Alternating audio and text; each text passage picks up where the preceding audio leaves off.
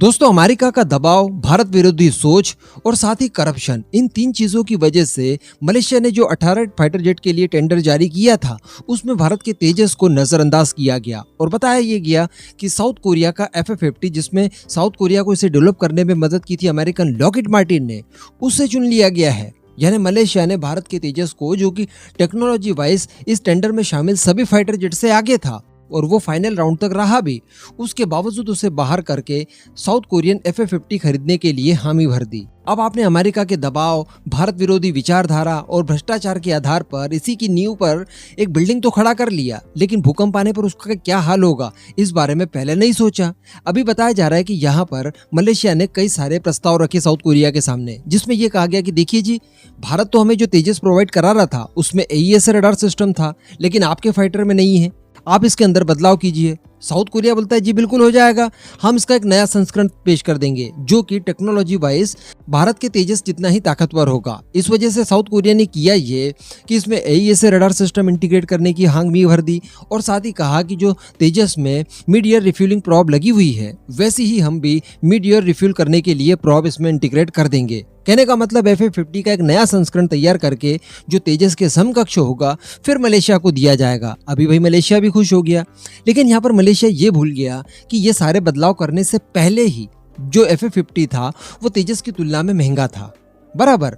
और अगर ये सारे बदलाव आप करवा लेते हैं, इसके बाद FA-50 की कीमत और ज्यादा बढ़ जाती है। और अगर आपकी बात की जाए तो पाम ऑयल बेच कर तो आप अपना देश चला रहे हैं।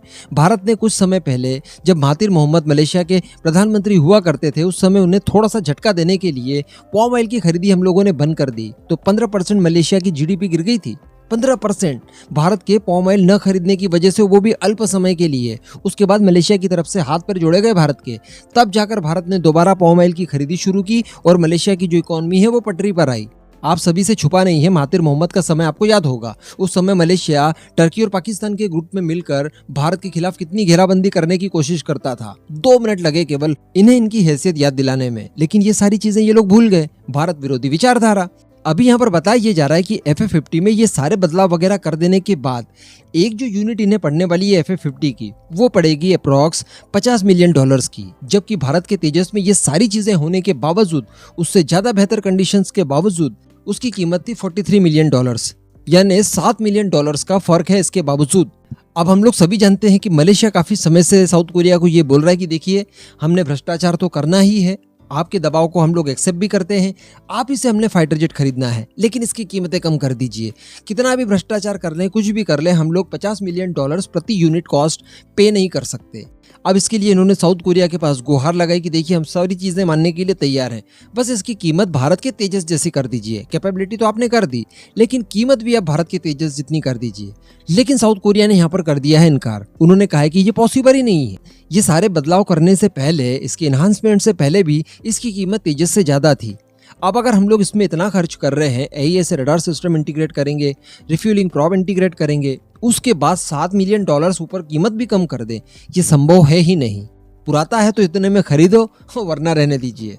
और अब बताया जा रहा है कि इसी कीमत को लेकर इन दोनों देशों के बीच में, यानी मलेशिया और साउथ कोरिया के बीच में गतिरोध शुरू हो गया है। और जो डील साइनिंग इसी महीने होनी थी, बताया जा रहा है कि उसे अब अगले महीने तक टाल दिया गया है। यानी यहाँ पर अब दोनों देश मिलकर बीच का रास्ता निकालने की कोशिश करेंगे। अब इन सारी चीजों को लेकर मलेशिया की मीडिया भी पीछे पड़ गई है।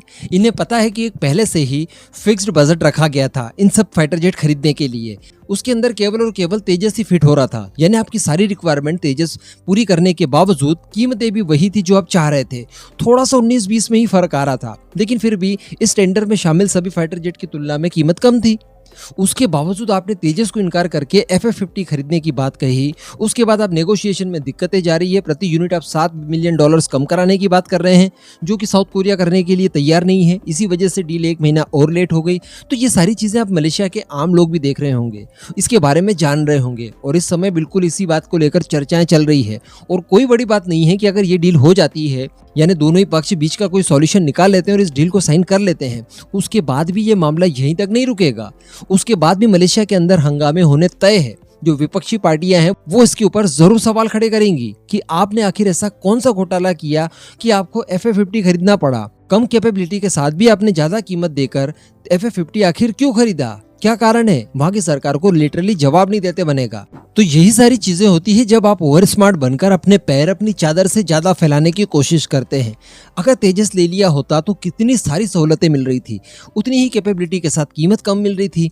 पूरी कीमत के बदले पॉमाइल लेने के लिए तैयार थे। साथ में मेंटेनेंस रिपेयर के लिए हम लोग एमआरओ फैसिलिटी देने के लिए तैयार थे। जो मलेशिया के पास पुराने सुखोई फाइटर्स हैं रशियन, जिन्हें किस समय मेंटेनेंस नहीं दिया जा पा रहा है रशिया की तरफ से, उन्हें भी मेंटेनेंस देने के लिए तैयार थे। कहने का मतलब सभी तरह से मलेशिया को फायदा ही फायदा था। लेकिन उसके बाद करप्शन के चलते, भारत विरोधी विचारधारा के चलते आखिर ये डील नहीं की और उसका खामियाजा खुद मलेशिया उठा रहा है। भुगतिए, अच्छी बात है। अब इस पूरे मुद्दे पर आपका जो भी मानना हो नीचे कमेंट करके जरूर बताइएगा।